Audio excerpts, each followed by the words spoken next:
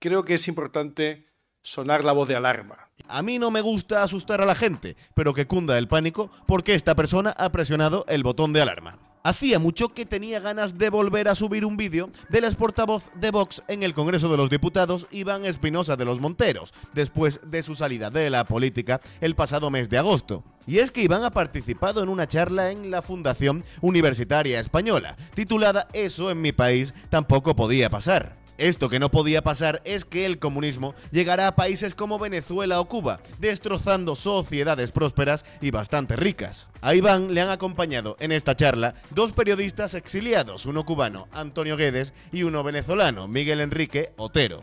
Iván, de esta manera, ha pretendido alertar a la población española de que, al igual que pasó en estos países, el no pasará en España por X motivos no es una buena estrategia, ya que estamos viendo a día de hoy el último movimiento del sanchismo, asaltar el Consejo General del Poder Judicial. Escucha atentamente a Iván, Antonio y Miguel, dale a me gusta, suscríbete y comenta si echabas de menos a Iván y si crees que es posible que lo que pasó en Cuba o Venezuela pueda ocurrir en España. Pero gracias sobre todo a nuestros dos invitados de hoy, a Toni Guedes y a Miguel Enrique Otero, por aceptar venir aquí a compartir vuestro testimonio y por no rendiros nunca, que yo creo que es muy importante, como iremos descubriendo a lo largo de la tarde.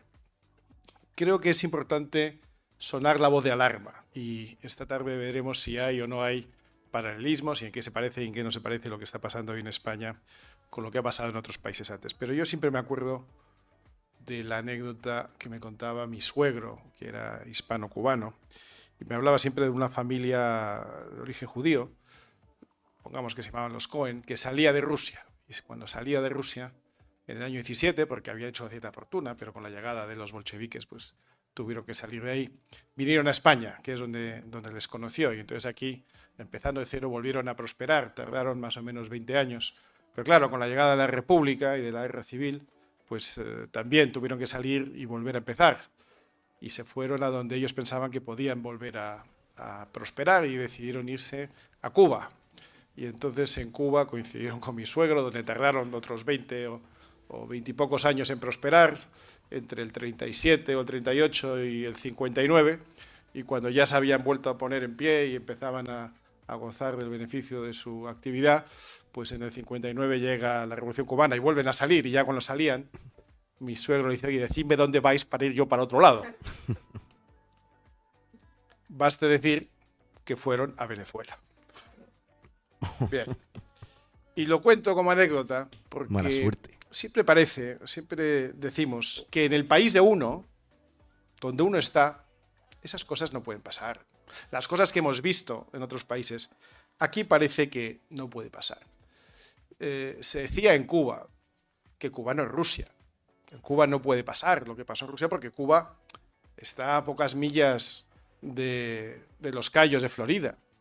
Estados Unidos nunca va a permitir que haya una base comunista instalada tan cerca de su propio país. Jamás podrá haber una dictadura comunista en Cuba. Cuba no es Rusia, pero ocurrió. Y 65 años más tarde los cubanos hoy todavía siguen padeciendo las consecuencias nefastas de aquel régimen. Muchos lo han pagado con la vida, otros lo han pagado con la cárcel y todos lo han pagado con la pobreza. Así que Cuba no era Rusia. Y Venezuela no era Cuba, porque lo que ha pasado en Venezuela no podía pasar tampoco. Venezuela era una aliada de Estados Unidos. Venezuela tenía petróleo, Venezuela tenía oro, Venezuela tenía docenas de minerales. Venezuela, de hecho, era un destino del exilio español. En Venezuela llegaron pues muchos canarios y llegaron muchos gallegos y se fue a hacer fortuna. Muchos españoles fueron a hacer fortuna a Venezuela, ¿no? Y Venezuela tenía una clase media bien instalada y tenía un nivel socioeconómico y cultural que hacía imposible pensar que fuera a pasar lo que luego pasó, porque Venezuela no era Cuba. Y hoy, unos años más tarde, estamos en España y muchos decimos: España no es Venezuela, aquí no puede pasar. Bien, pues eso es lo que yo quiero que analicemos hoy un poco más en detalle con nuestros invitados, porque lamentablemente Venezuela y Cuba y algunos otros países han pasado ya por situaciones dramáticas, y por eso hoy muchas veces cuando hablamos con venezolanos o con cubanos nos dicen: yo vengo del futuro.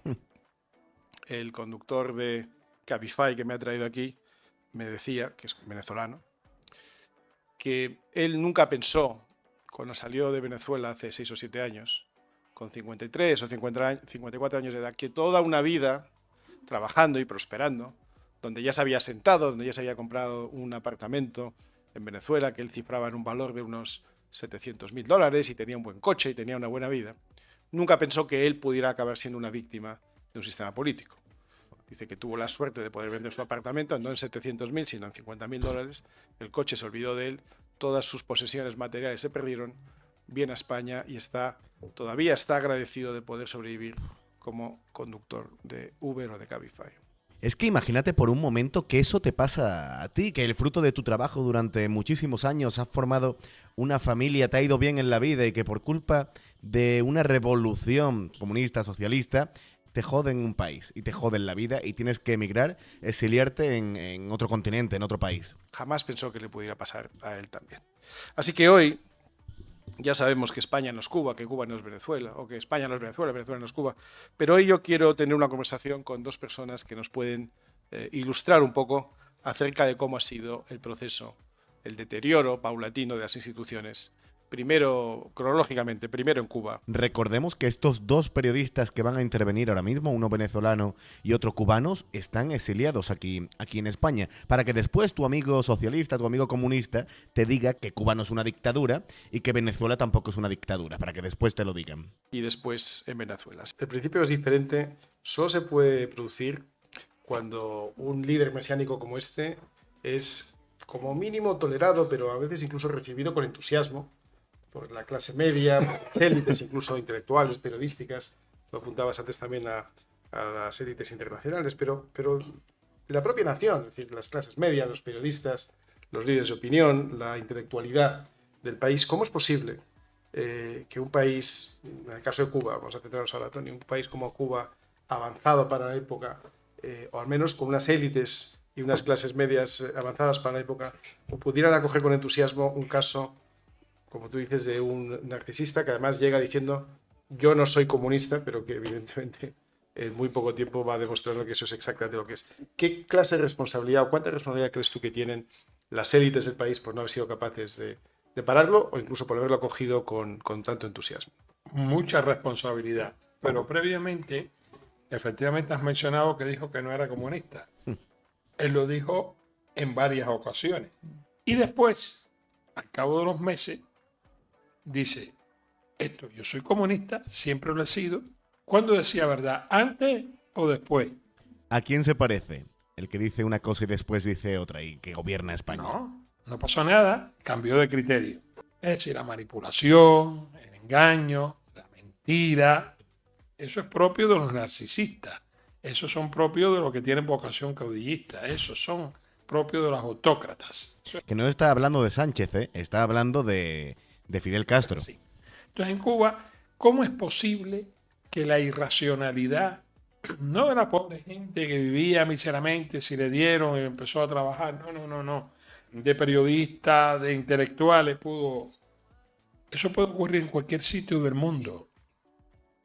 La Europa culta y civilizada parió a Hitler, con unas elecciones, por cierto, y a Mussolini. La Europa culta y civilizada hace poco tuvo una guerra que se llamaba los Balcanes, antes de la Primera y Segunda Guerra Mundial, y nació el nazismo, el fascismo, comunismo, con sus campos de concentraciones, etc. Eso es posible en cualquier cultura y en cualquier sociedad. La gente piensa, y a mí no me va a pasar, esto no es, se quiere engañar. Sobre todo cuando están muy ideologizados.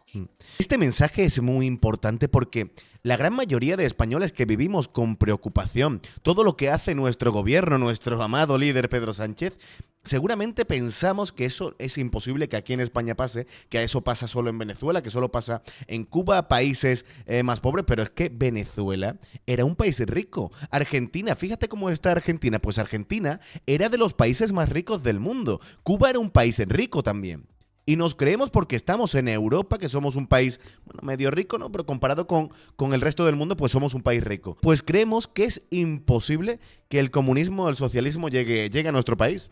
Para eso hay que crear la confrontación en la sociedad, los bandos. Eso en Cuba se fue creando.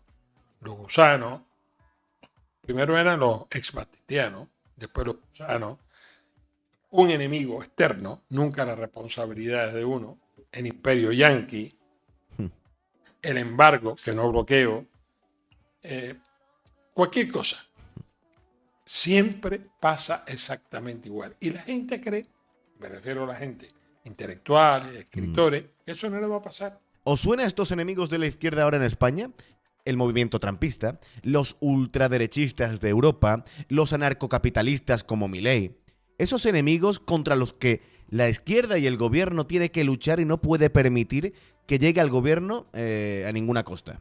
Sí pasa. A lo mejor no pasa exactamente igual que en Cuba. Seguramente. En Venezuela no es exacto. Aunque al final sea más o menos parecido. ¿Lo de Venezuela es exactamente igual que en Nicaragua? No. Pudiera, vamos a especular. Estoy especulando, ¿eh? ¿Pudiera pasar en España? No exactamente. Igual no. Pero yo he puesto ejemplos de cambio de criterio.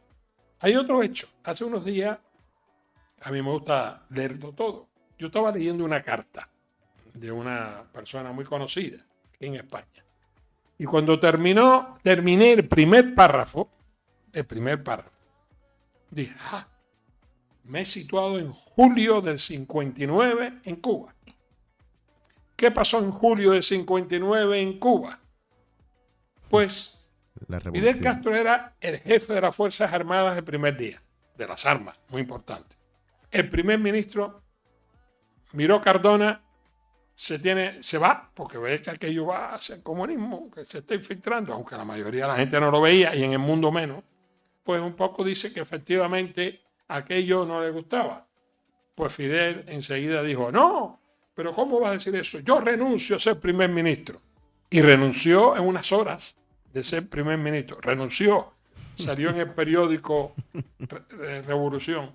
Fidel renuncia. Por la noche una comparecencia en la televisión y en la radio. Ya sabéis por dónde van. Durante el día, las masas enardecidas salieron a apoyar al gran caudillo y líder. Todo el mundo. Periodistas, intelectuales, gente. Y ahí sí salieron, porque otras veces han salido pocas. Pero ahí sí salieron muchas. Y él, como buen narcisista, víctima. ¿Puede pasar en España? No sé. Yo he puesto ejemplos de cambios de criterio, de renuncias y de señales. Igual no es nunca será. Pero puede haber una calidad democrática muy mermada. Hay una persona que, por cierto, la acaban de nombrar embajadora de Venezuela en España, Gladys Gutiérrez. Ella fue presidenta del Tribunal Supremo de Justicia en Venezuela cuando se hizo este proceso. Y ella hizo la tesis en la Universidad de Salamanca. Hay un jurista muy importante venezolano que se llama Arambrú Carías, que vino a leer esa tesis. Y la universidad le dijo que esa era una tesis secreta. Entonces, Arambrú Carías se buscó un tribunal y se presentó con un tribunal. Y le dijo al rectorado, mire, en España no hay tesis secretas. Yo tengo que poder leer la tesis. Y lo obligaron, la universidad se vio obligada a enseñarle la tesis y él escribió un libro muy importante. Los supervisores de la tesis, yo tengo los nombres aquí, son Francisco Palacio Romeo, Roberto Viciano Pastor y Monedero. ¿Cómo? ¿Monedero? O sea, eso es la misma gente. Ella los empleó después como asesores de la constituyente en Venezuela.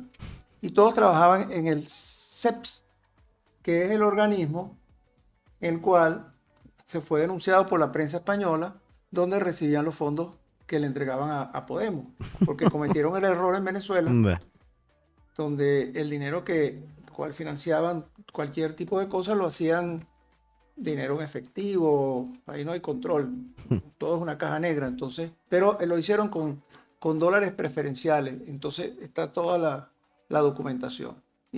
Si aún no habéis visto lo último de Monedero, poned en Twitter Monedero maleta al vice, recogiendo una maletita. Así financiaron el CEP. Entonces, ella vino 3 días a la Universidad de Salamanca, 3 días, y hizo su tesis doctoral. Y los cursos que hizo en la Universidad de Salamanca, según está en el libro de Bruder Carías, eran cursos sobre medio ambiente. O sea, nunca hizo cursos sobre temas constitucionales. Cuando se ve la tesis, en la tesis está precisamente eso. Cómo el Tribunal Supremo de Justicia es el constitucional que va dinamitando los pilares de la democracia y convierten, sin necesidad de una constitución que permita eso, porque no la permite, convierten el sistema político en un sistema político que viola la Constitución, pero como está aprobado por el Tribunal Supremo de Justicia. O sea, si el Tribunal Supremo de Justicia en Pakistán, que es un país musulmán, decide que no es musulmán, porque el Tribunal Supremo de Justicia decide eso, aunque lo diga la Constitución, deja de ser musulmán, porque quien interpreta la Constitución es el Tribunal Supremo de Justicia. Y esa es la fórmula que, por eso es que todos estos, eso lo vivimos todos los días en España. Lo del líder carismático que va atrofiando las instituciones, lo del ataque a la prensa, lo de por una vía por otra, como tú decías, hay muchas maneras de acabar con la prensa, Tony. Te vas dando subvenciones, luego se las quitas, las haces dependientes. Lo de ir atacando el órgano o el poder de la justicia. En España, por el lado de la Fiscalía, ahora con el intento del Consejo de Poder Judicial, por supuesto el Supremo y en su momento el Tribunal Constitucional, es también una similitud. Y en general, todas esas fórmulas de manipular la Constitución sin cambiarla, de ir haciendo cosas que antes se hubieran considerado inconstitucionales, pero que se van considerando constitucionales, o bien a través del propio Tribunal Constitucional, o bien a base de simplemente hacerlas y que todo el coro de fans lo vayan aplaudiendo como si fuera algo normal, y eso lo vemos en España, en el caso de lo que pasa en la política perimetral, en ciertas autonomías y ciertas decisiones que se toman. Todo eso es muy parecido. Y sin embargo, yo sí creo que tenemos que tener todavía esperanza en que algunas cosas puedan cambiar. Pero claro, no van a cambiar de manera mágica. Solo pueden cambiar si tomamos cargas en asunto, si tomamos algún tipo de acción, si nos involucramos. Esta semana leía un artículo de un antiguo asesor de Sánchez que decía, no podemos ser idiotas, en el sentido de que no podemos ser aquellas personas que no se involucran en los asuntos públicos. Y por lo tanto yo creo que la llamada probablemente debería ser, no sé si estáis de acuerdo conmigo, a que todo el mundo tome un poco más de conciencia de lo público. A que cada uno en el ámbito de sus posibilidades, no que todo el mundo se presente a las elecciones, pero que todo el mundo tome un poco más de conciencia de la importancia de los asuntos públicos, de la importancia de entender y controlar a los políticos, de la importancia de tomar participación activa, aunque sea en el ámbito más reducido de uno mismo. Se puede estar en el consejo escolar del colegio, se puede estar en la comunidad de propietarios, pero en general de tomar un poco más de conciencia de la importancia de estar en las decisiones del ámbito público, cosa que no se ha hecho en España durante los últimos 25 o 30 años y por eso la sociedad civil ha sido bastante débil, porque se ha dejado los partidos políticos que nos han traído hasta una situación que yo creo que es muy delicada. Y por lo tanto, con el optimismo de que en Cuba la biología puede hacer su trabajo, de que en Venezuela, si se gana con más de un 80%, pues se puede recuperar la nación. En España, yo creo que el optimismo tiene que estar fundamentado en que las clases medias, en que la gente con un poco más de capacidad se involucre y empiece a tener un poco más de sentido de responsabilidad, un poquito más de involucración personal en lo que nos afecta día a día, porque si no, si lo dejamos todo en manos de los políticos, los riesgos que estamos viendo son muy evidentes. Y lo que parecía que no podía pasar en nuestro país, pues ojalá no nos pase, pero no es del todo imposible. Es una gozada, es una auténtica pena que Iván Espinosa de los Monteros abandonara la primera línea de la política, saliera del Congreso de los Diputados, donde fue portavoz de Vox. Y es una lástima porque para muchos, y yo me incluyo, era el mejor político, pero con diferencia, del Congreso de los Diputados, pero con diferencia. Es una mente brillante y lo que se está exponiendo en esta conversación, en esta charla, en este coloquio con dos periodistas exiliados, uno de Venezuela y uno de Cuba, es que aunque creamos que no puede pasar, que en España, que estamos en Europa, que un régimen casi dictatorial o dictatorial como ocurre en estos países no pueda ocurrir, porque ya hemos pasado el franquismo, sí puede ocurrir. puede ocurrir perfectamente y estamos viendo cómo el gobierno está controlando el Tribunal Constitucional y que puede aprobar la ley que le da la gana, que le dé la gana, porque el Tribunal Constitucional se lo va a permitir. Ahora también quiere asaltar el Consejo General del Poder Judicial, justificando que el PP lo tiene secuestrado, cuando para renovar ese Consejo General del Poder Judicial necesitas tanto a Partido Popular como al PSOE, necesitas una mayoría en el Congreso. La verdad que he podido intervenir poco porque este es uno de esos vídeos en los que tú tienes que dejar hablar, y por mucho que tenga que hacer estos vídeos, que YouTube me lo pida, es que cuando habla Iván uno no puede intervenir. Así que nada, espero que os haya gustado este vídeo. Dale al botón de me gusta, suscríbete y comenta si crees que Iván Espinosa de los Monteros debería volver a la primera línea de la política española.